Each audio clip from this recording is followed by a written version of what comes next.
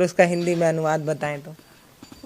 देखिए, जो है हम आपको एक कथा सुनाते हैं श्री रामचरितमानस का। भगवान राम से अगर कोई प्रेम तो सब करते हैं, लेकिन कोई सबसे ज्यादा प्रेम करने वाला है तो वो माता कैकेयी है। लोग तो समझ नहीं पाते हैं, कहते हैं कि वो तो वन में भेज दी थी, वो कैसे प्रेम करती हैं। तो वही सबसे ज्यादा प्रेम करती है।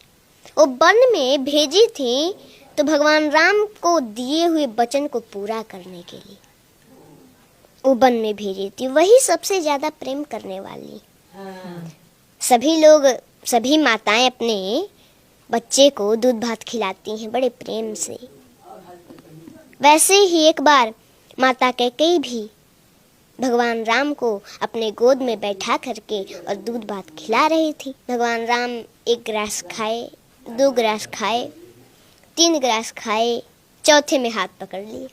बोले, माँ, आपने कभी हमसे ये नहीं पूछा कि राम तुमको कुछ चाहिए। तो माता कैकेयी बोली कि अरे पुत्र, अरे राम, तुमको कुछ चाहिए तो जल्दी बोलो, क्या चाहिए?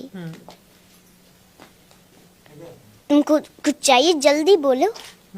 तुम्हें मांगने में देरी हो सकती है, मुझे देने में देरी नहीं हो सकती।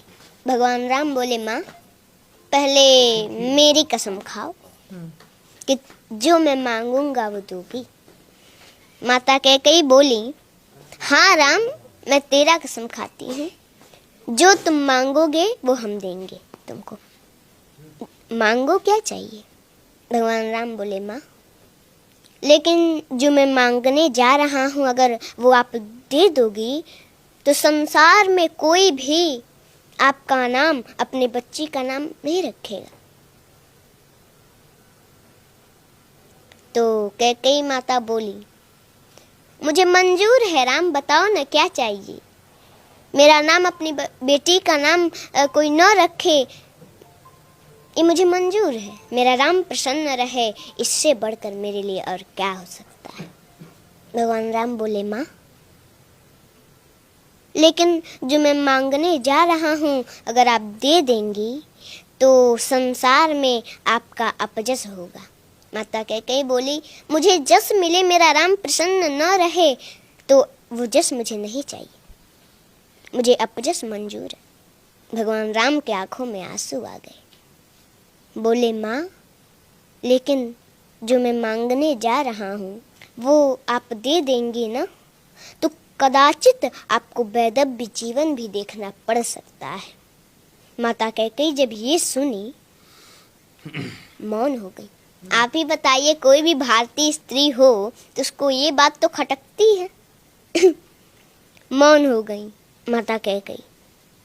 थोड़ी देर मौन रही, फिर कुछ देर के बाद बोली, राम, मुझे कदाचित वैधव्य जीवन ही क्यों ना देखना पड़े, वो भी मुझे मंजूर है।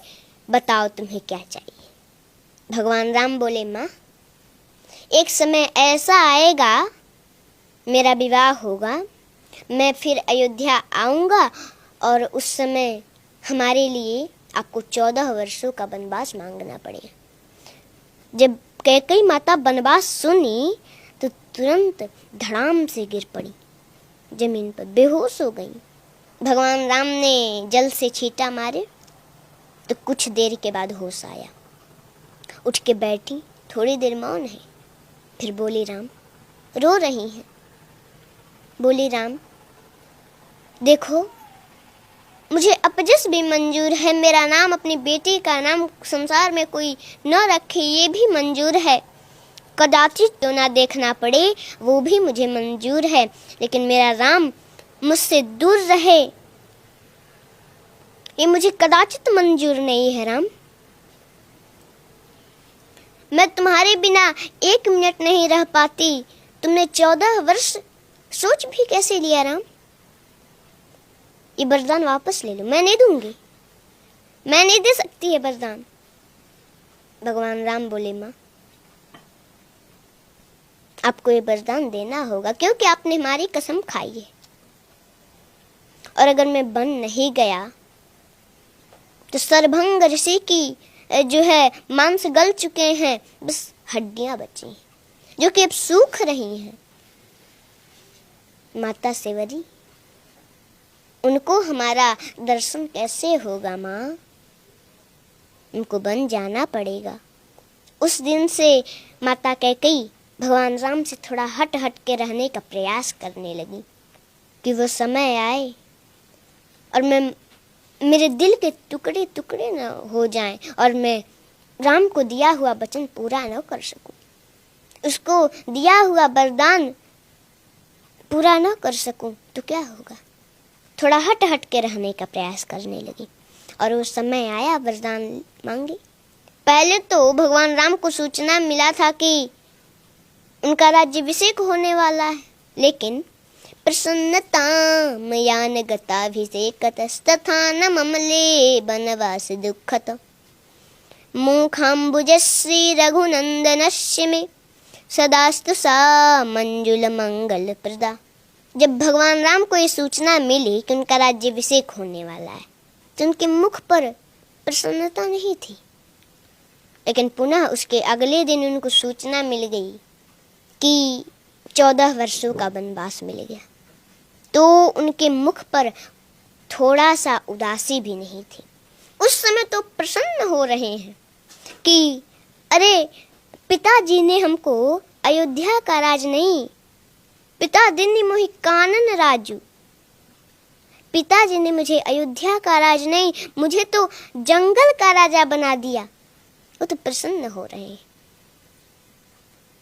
और उस समय उपदेश देते हैं कि कोई भी परिस्थिति हो उसमें प्रसन्न रहना चाहिए, हंसते रहना चाहिए। कोई प्रसन्नता की बात सुन ली, ज्यादा उसमें प्रसन्न भी नहीं होना चाहिए, और कोई दुख का बात सुन लिया तो उसमें ज्यादा दुखी भी नहीं होना चाहिए। हर परिस्थिति में एक जैसा रहना चाहिए। जी देखिए, पुत्र और माता के बीच का जो प्रेम है वो इन्होंने कितने प्यार से समझाया है। इतना इससे पहले भी कई बार राम कथा सुनी होगी, कई बार आपने मंचों पर सुनी होगी, मैंने भी सुनी है, टीवी में देखा है, कई बार मम्मी के साथ सत्संग जाना हुआ है, लेकिन इतना प्यार से आज तक कभी नहीं सुनी। इतने मधुर आवाज में कहाँ पे ठहराव देना है, कहाँ पर पिच गिराना है कि आप उस वाक्य से जुड़ पाए, कहाँ पर पिच उठाकर हाई बोलना है, ये एक कला है।